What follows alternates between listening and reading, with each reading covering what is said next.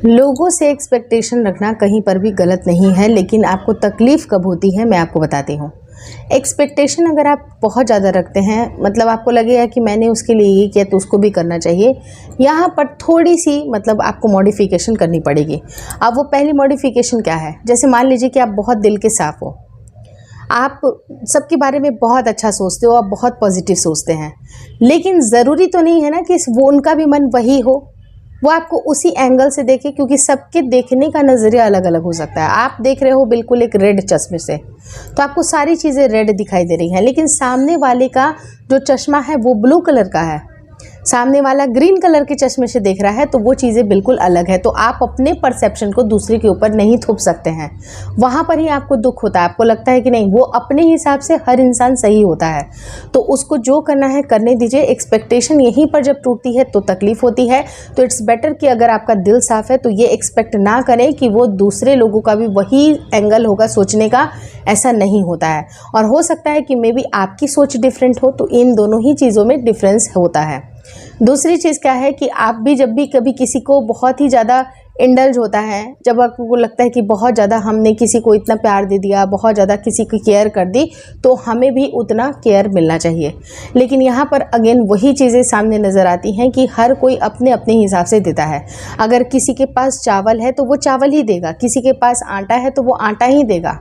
तो ये जब चीज़ें जब आती हैं ना कि हाँ वही सारी चीज़ें हैं, तो वहाँ पर तकलीफ़ होती है। आपको लगेगा कि नहीं, इसको तो चावल ही देना चाहिए था, बट उसके पास वो चीज़ है ही नहीं। तो जिसके पास जो चीज़ है ही नहीं वो कैसे आपको दे सकता है। तो आप इस बात को बिल्कुल अच्छे से समझें कि उनके पास जो चीज़ है वही वो देगा, इन रिटर्न वही वो करेगा। तो आप ये ना सोचें और अपने आप को मन छोटा ना करें, क्योंकि देखिए आपके पास बहुत सारी ऐसी भी चीज़ें हैं जिसके लिए आप बहुत ज़्यादा दिमाग लगा सकते हैं, बहुत सारी चीज़ें कर सकते हैं, लेकिन आप उन्हीं के बारे में सोचोगे और अपने थॉट प्रोसेस को उनके ऊपर डालने की कोशिश करोगे, या एक ही जैसे थॉट प्रोसेस आपको लगेगा कि इसी तरह का होना चाहिए, तो ऐसा नहीं होता है। This is practically not possible. तो आपको ये समझना बहुत ज़रूरी है कि कई बार जैसा हम सोचते हैं वैसा दूसरे लोग नहीं समझ पाते हैं, और यहीं पर एक्सपेक्टेशन टूटती है तो तकलीफ़ होती है। तो आपको इन सारी चीज़ों को थोड़ा सा मन में एक दृढ़ निश्चय बनाना है कि ऐसा नहीं होता है।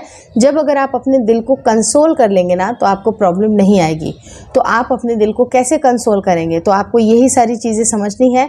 और एक और चीज़ मैं आपको ये बताना चाहूँगी, अपने कर्म करते जाइए। आपको जो सही लगता है आप वो करिए, कोई बात नहीं, लेकिन सामने वाले के ऊपर आपका व्यवहार डिपेंड नहीं होना चाहिए, क्योंकि एक साधु का जो काम होता है वो साधु ही करता है, और एक बिच्छू का जो काम होता है वो बिच्छू ही करता है।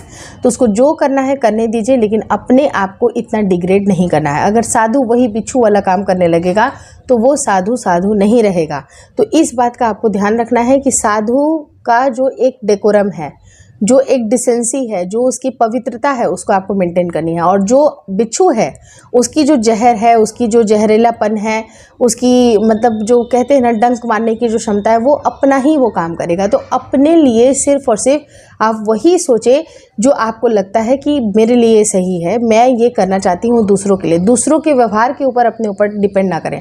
आपको लगता है स्टिल कि नहीं बहुत ज़्यादा सेल्फ रिस्पेक्ट की अगर हानि हो रही है तो वहाँ पर पीछे हट जाए।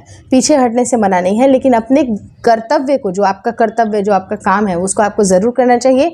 लेकिन कई बार जब आपको लग रहा है कि नहीं ये बहुत ज़्यादा हो रहा है, तो वहाँ पर चीज़ें थोड़ी सी डिफरेंट हो जाती हैं, जो कि मैं अलग एंगल से और अलग वीडियो बना करके दूंगी, जिससे आपको और भी ज़्यादा क्लैरिटी हो जाएगी। तो ये आप समझ पा रहे हैं कि मैं आपको क्या बोल रही हूँ। तो अपने कर्म करिए, और सबसे बड़ा जो धर्म है वो कर्म ही है। आपका कर्म ही है जो सामने आएगा, और आपका जो व्यवहार है वही सामने आएगा। तो अपने व्यवहार को, अपने कर्म को मेंटेन करिए, ताकि जो आपका नाम है, जो आपका सर है, हमेशा ऊंचा रहे। होपफुली आपका सर हमेशा ऊंचा रहे। आज की वीडियो कैसी लगी ज़रूर कमेंट करके बताइएगा, और इस वीडियो को लाइक ज़रूर कर दीजिएगा। Thank you so much for watching.